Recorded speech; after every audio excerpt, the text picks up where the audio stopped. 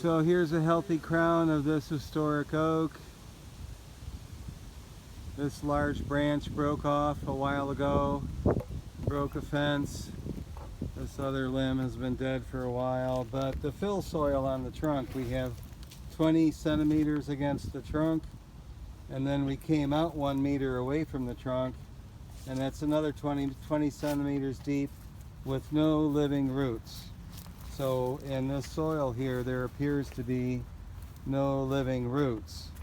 So the idea is to remove the fill soil over here without disturbing any tree roots and replacing it with good soil made from the fallen leaves, composted and put back there to get roots to grow.